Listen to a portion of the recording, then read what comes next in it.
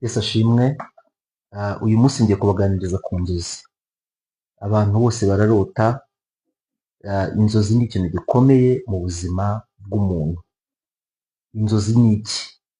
Inzozi ni umuyoboro Imana yashyizeho kugira ngo ijye ivugana n'abantu. Ariko burya inzozi ni nk'indorerwamo wireberamo ukamenya aho uhagaze. Abantu benshi bakunda gusengeshwa no kurota nabi. Hari igihe umuntu arota nabi bugacya yafashe amasengesho. Reka dusome aya magambo mbaganiriza. Yobu 33, 14 na 15. Humva ikiri jambo rivuze. Bibiliya iravuze ngo Imana ivuga rimwe ndetse kabiri nubwo umuntu atabyitaho. Mu nzozi, mu iyerekwa rya nijoro, igihe abantu bashyizweyo basinziriye ku mariri yabo.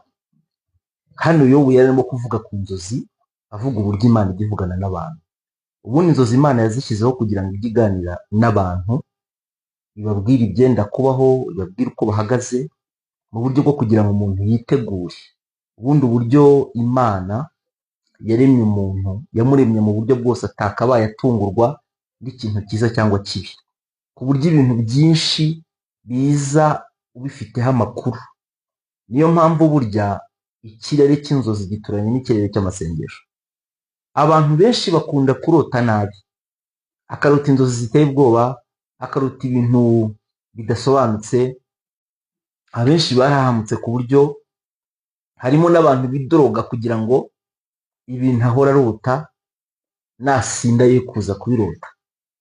Ibi ni ibintu bikomeye. Burya inzozi ni umuyoboro Imana yashyizeho. Umuyoboro burya mu nzozi ushobora kwakiriramo imbaraga, ushobora kwakiriramo ubuzima. Mu nzozi Imana ijya ihakiriza abantu. Hari nk'abantu benshi uzumva batanga ubuhamya kugira ati nari ndwaye ndembye maze igihe kirekire, ariko Imana irankiza iciye mu nzozi. Kubera iki izo nzozi umuntu ashobora kuzihumaniramo? Burya indwara nyinshi abantu barwaye zituruka mu nzozi. Nko kurota umuntu arya, cyane cyane inyama. Hari ibintu byinshi cyane abantu barota barya.